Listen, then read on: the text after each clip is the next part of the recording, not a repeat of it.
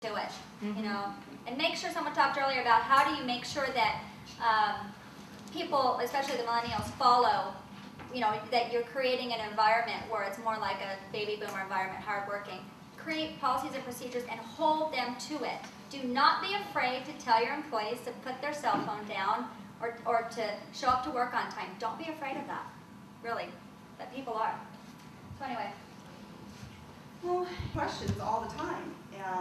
And this is, you know, a group that is raised before, you know, or raised after DVDs, TV remotes, Game Boys, you know, TiVos. This is their technology. And so this is a whole different group, this Generation Y. But they're asking questions all the time. And it's because us helicopter moms told them all the time what they're going to do, right? From the day that they, or the moment they wake up in the morning until they go to sleep. Who's a helicopter parent besides me? Nobody out there is a helicopter parent. You're just not admitting to it. Okay, helicopter parent is Hovering over your kid. hovering over your kid, Yeah, hovering over your kid, getting them organized from the moment they wake up to the moment that they go to sleep. And guess what? Us helicopter parents love to come in and bother you employers. We do. We're going to come and say, why did you give my kid that schedule? Why did they get a raise? Has anybody had it happen to them yet?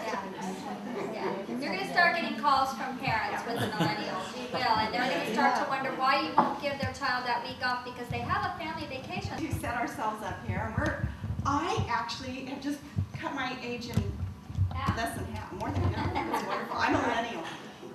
As am I.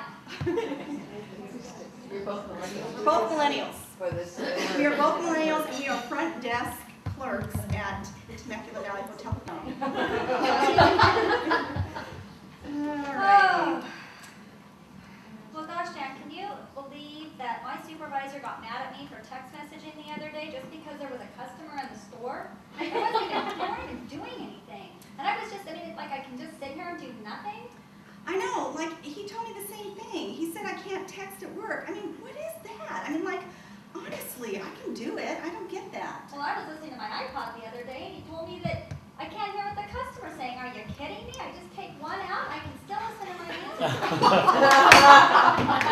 You know, I'm so over this job. If things don't get better, I'm just going to walk. Excuse me 1 minute. oh, Hello? Yeah, that sounds like a ton of fun. Ladies and gentlemen, welcome to the millennial workforce. Let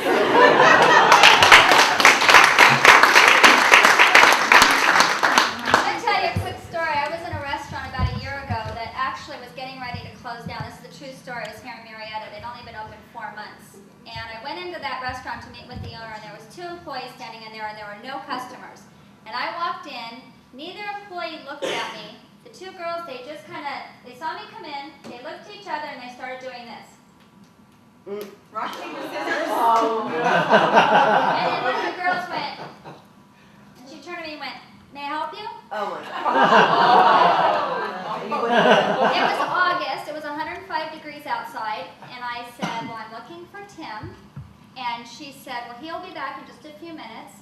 I said, "Okay, I'm going to wait outside." I was so disgusted. I sat out in the 105-degree heat. He pulled in a few minutes later, backed his car in, lifted up the trunk, was pulling out groceries, and those girls were sitting on the bar stool. And he's hauling groceries in and out in 105-degree heat. And I said, "You know, you really should get those 2 girls to come out and help you with those groceries." And he said, "Oh, those are my daughters, and they're spoiled." 4 days later, he closed his doors. Well, there you have it. I didn't even bother telling them what they did when I walked in the door because it was just going to fall on deaf ears. So, but that's a true story. Scary. Very scary, but very common. Oh, you know, I know we're making some of this up, but not really. They're expecting you to do that. Unlike Generation X, that they want you to give the assignment and then go away as a manager. They don't want to be micromanaged. This group, uniquely so, needs to be micromanaged. Because why? They grew up with helicopter parents.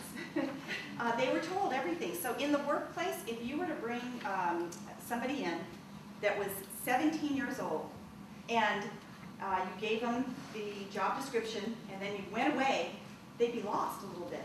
They need that kind of direction. And so, For 55 minutes, but he sent 4,200 text messages.